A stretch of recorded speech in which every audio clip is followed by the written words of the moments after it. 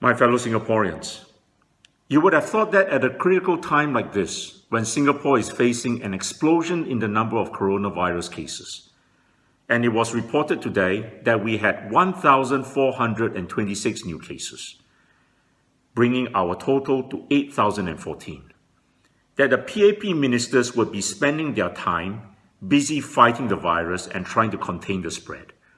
But apparently yesterday, Mr. Heng Swee Keat found time to issue 4 POFMAs, including one directed at me. Now, this POFMA notice was in relation to a Facebook post I had made on the 15th of April, in which I had shared a TOC article that reported that, according to the Taiwanese media, Ho Ching's salary is around 99 million Singapore dollars a year, or 2.1 new Taiwan dollars. The notice said that this information was false and ordered that I post a corrective notice at the top of the post I had made. Now, this corrective notice directs readers to a government site that contains a statement made by Temasek Holdings yesterday saying that the allegation that Ho Ching makes around 100 million Singapore dollars a year for salary is false. But the statement doesn't reveal what Ho Ching's salary is. So on what basis is Heng Swee Keat saying that the TOC article is wrong? Is it wrong because it overstates Ho Ching's salary and her salary is actually lesser than $99 million?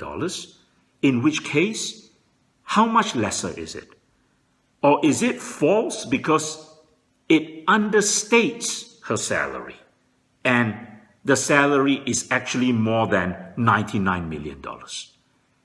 How can you POFMA someone over an article when you do not reveal what you claim to be the real information, the truth?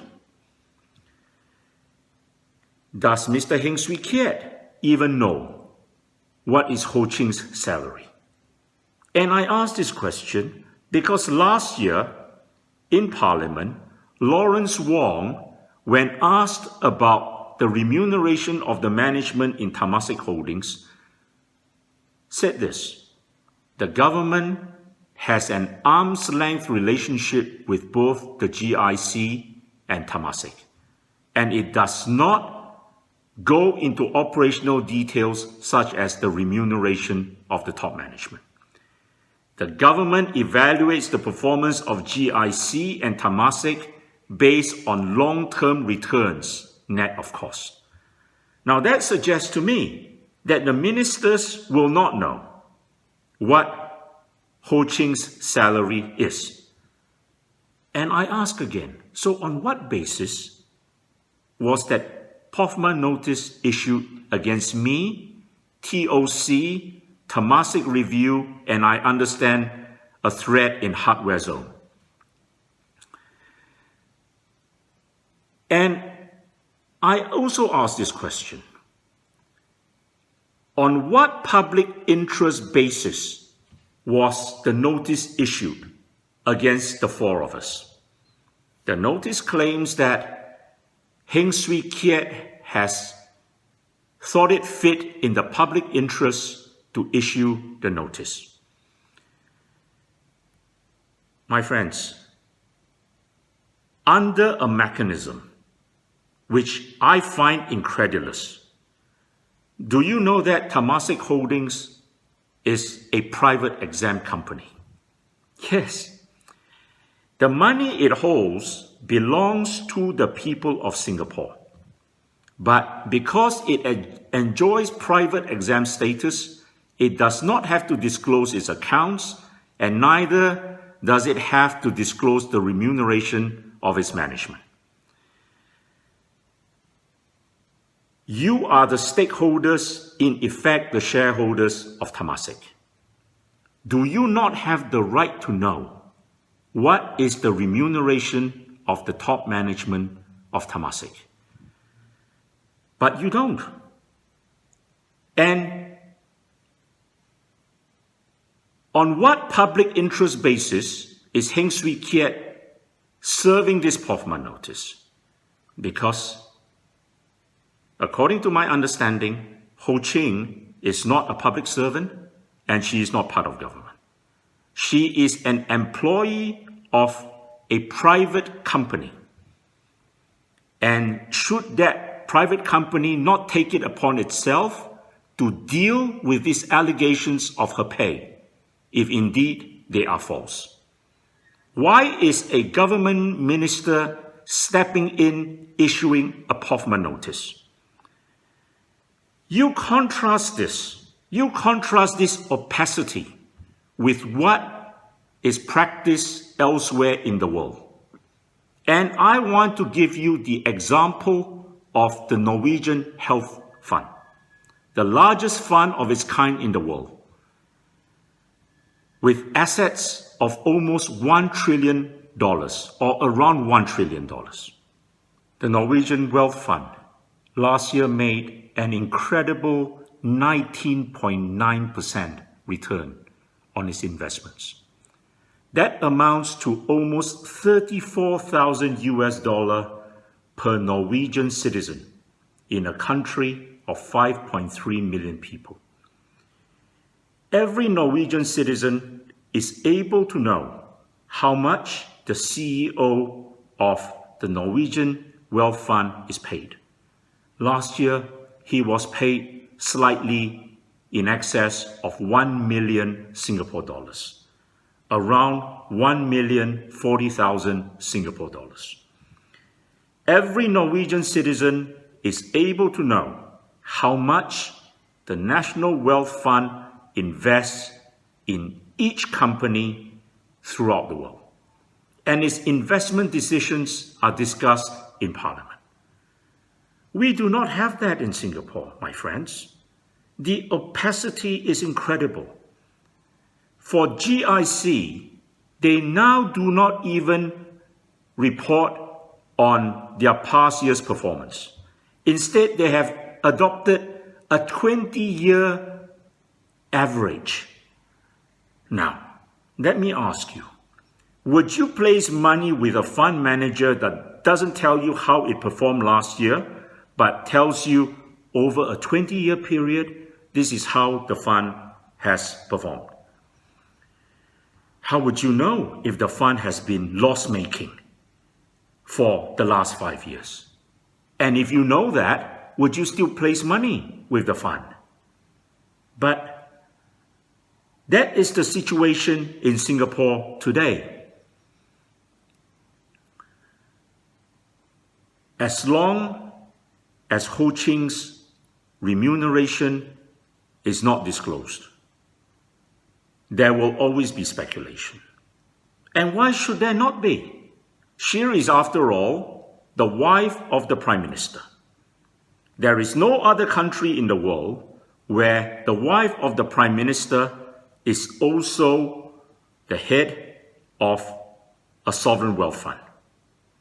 She came to the position with no previous fund management experience. And so, of course, there would be rampant speculation as to how much she's making every year.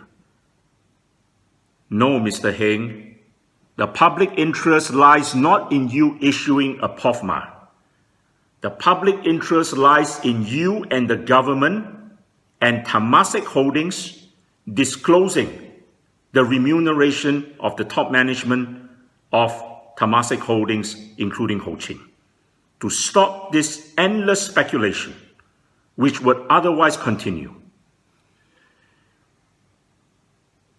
I want to tell you what I think is a lovely story, which also involves the Norwegian Wealth Fund. You know, after 12 years at the very top, its CEO decided to step down. And so the Norwegian Central Bank, which manages the fund, looked for a successor. They found the successor in a person by the name of Nikolai Tangen, who for the last 28 years had lived in London. And in 2005, he established his own hedge fund. And it has proven to be a very successful hedge fund. And he was named by Forbes as one of the 20 top hedge fund managers in the UK. They picked him as the new CEO. And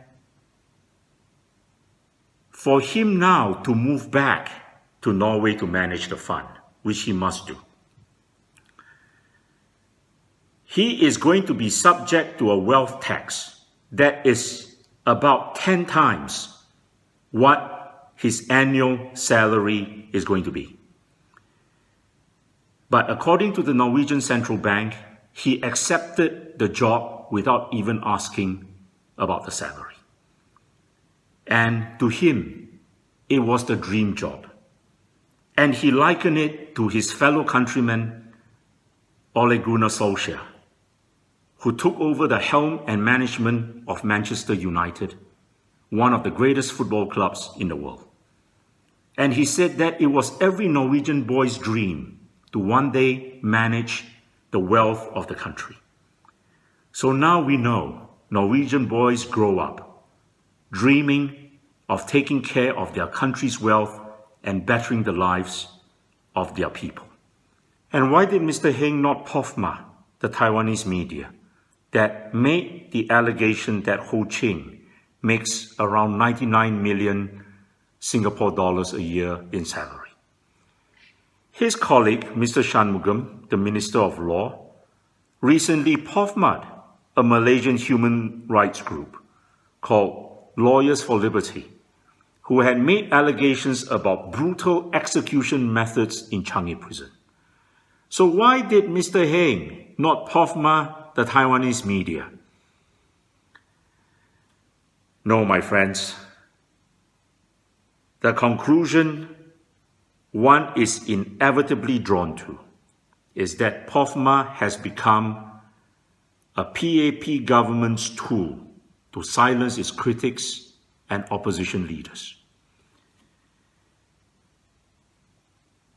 Mr. Iswaran said not too long ago in Parliament that it was a coincidence that the 4 POFMA notices that had been issued by then had all been issued against government critics and opposition figures.